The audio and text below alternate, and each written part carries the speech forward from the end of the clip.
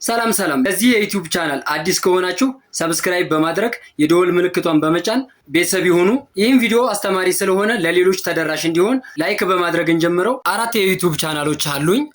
ከአራቱ ያው 2ቱ ስራ ጀምረዋል ማለት ነው። ሰብስክራይብ ያላደረጋችሁ ካላችሁ አሁኑኑ ሰብስክራይብ አድርጉ።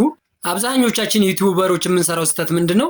ቪዲዮውን ጭነን ከወጣን በኋላ የጫነውን ቪዲዮ ደጋግመን ማየት ወይም ደግሞ ለ3 ሰከንድ ሊሆን ይችላል፣ ለ4 ሰከንድ ሊሆን ይችላል፣ ያምራል አያምርም፣ ታየ አልታየም እያለን በተለያየ ነገር ብቻ እየከፈትን የራሳችንን ቪዲዮ አለማየት። የራሳችሁን ቪዲዮ ከፍታችሁ የምታዩ ከሆነ በፍጹም ቻናላችሁ ሊያድግ አይችልም። እንደውም እየቀጨጨ ነው የሚሄደው፣ እይታው እየቀነሰ ይሄዳል። ከዛም በኋላ የምትጭኑት ቪዲዮ ማንም ጋር ተደራሽ ላይሆን ይችላል። እንደውም ሼር ካላደረጋችሁት ሁሉ ቪዲዮአችሁ ላይታይ ይችላል፣ ዜሮም ሊሆን ይችላል። እና በፍጹም የመጀመሪያው ስህተት መስራት የሌለባችሁ የራሳችሁን ቪዲዮ ማየት ማቆም አለባችሁ።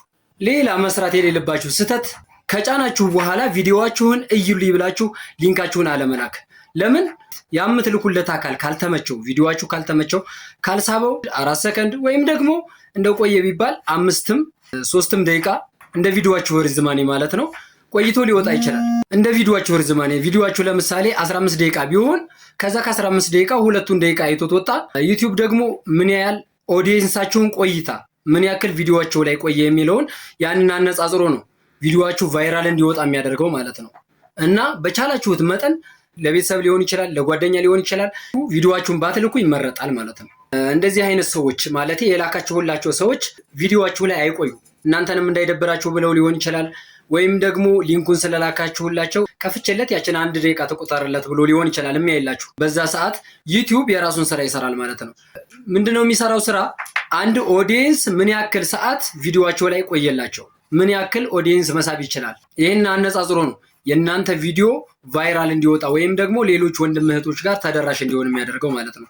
እና በፍጹም ሁለተኛ መስራት የሌለባችሁ ስህተት ቪዲዮአችሁን በተለይም አፕሎድ እንዳደረጋችሁ ሊንካችሁን እዩልኝ ብላችሁ ለሌላ ሰዎች ለምታውቋቸው፣ ለስራ ባልደረባ፣ ለጓደኛ፣ ለቤተሰብም ሊሆን ይችላል፣ ለነሱ አለመላክ።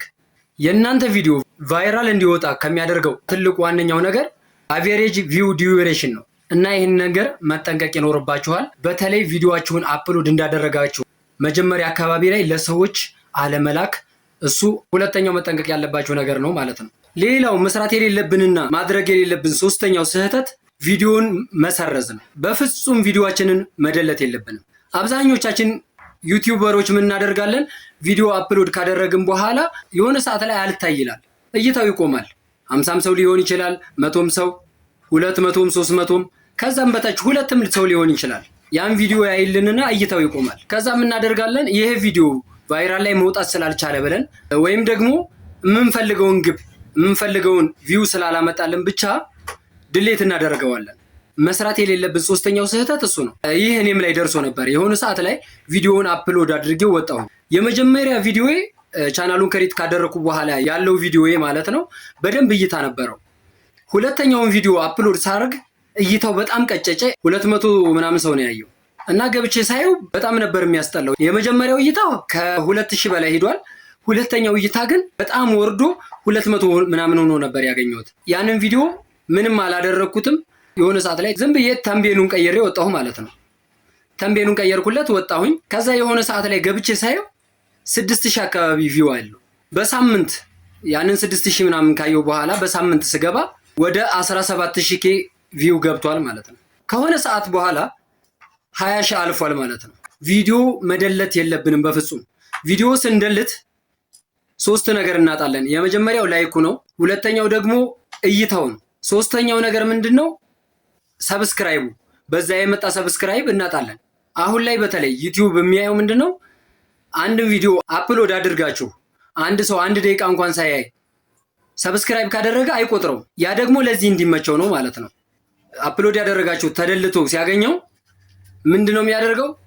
ቪዲዮአችሁ ከዛ በኋላ ቫይራል እንዳይወጣ ቻናላችሁ ደግሞ እንዲቀጭጭ ያደርገዋልና ይሄ በፍጹም መስራት የሌለባችሁ ስህተት ነው ማለት ነው። አናውቅም እኮ መጨረሻ አካባቢ ሞኔታይዝ ደረጃ ደርሰን ሞኔታይዝ ልናደርግ ስንል ያ ቪዲዮ ከፍተኛውን እይታ፣ ከፍተኛውን ላይክ፣ ከፍተኛውን ሰብስክራይብ የያዘው ያ ቪዲዮ ሊሆን ይችላልና ሌላው መጠንቀቅ ያለብን ነገር ቪዲዮውን አፕሎድ ካደረግን በኋላ አለመደለት ነው ማለት ነው። ሌላው ማድረግ የሌለብን አራተኛ ስህተት ምንድነው?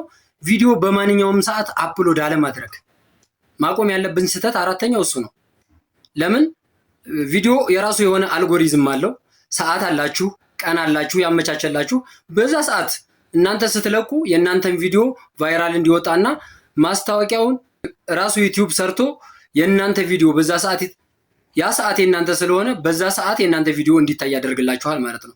ስለዚህ መስራት ያለባችሁ የዩቲዩብን ሰዓት እሱ የሰጣችሁን ሰዓት እና ቀን ተረድታችሁ እሱ ባላችሁ ቀን መልቀቅ አለባችሁ ማለት ነው።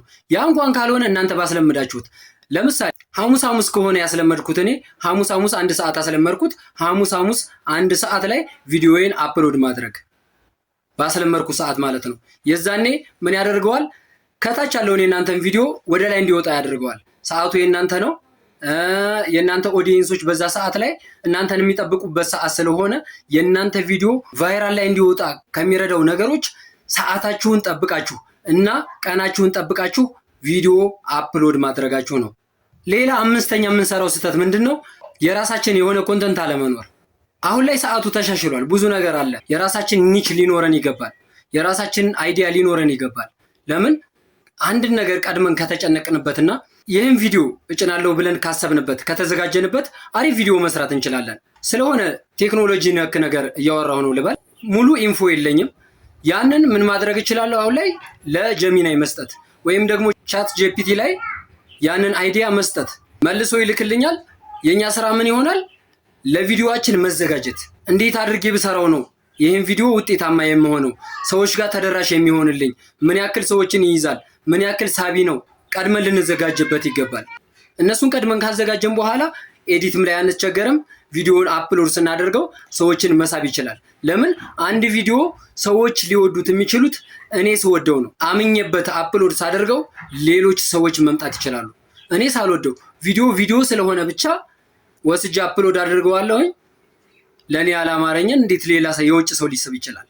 ስለዚህ እነዚህ 5 ነገራቶች ላይ መጠንቀቅ ይኖርባችኋል። ሌላው ከነዚህ ከአምስቱ አንድ ስህተት ከሰራን ቻናላችንን ወደ ቀድሞ አቋሙ ለመመለስ ምንድነው ማድረግ ያለብን? አሪፍና የሚያማምሩ ቪዲዮዎችን አፕሎድ ማድረግ ግዴታ።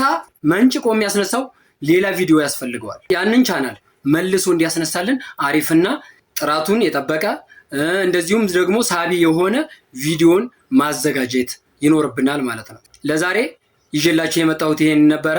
ካስተማራችሁ ቪዲዮ ለሌላ ተደራሽ እንዲሆን አሁንም ላይክ ያላደረጋችሁ ካላችሁ ቻናሉን ሰብስክራይብ ያላደረጋችሁ ካላችሁ ሰብስክራይብ በማድረግ ቤተሰብ ይሁኑ። አብራችሁኝ ስለነበራችሁ አመሰግናለሁኝ። በቀጣይ ቪዲዮ እስከምንገናኝ መልካም ሳምንት።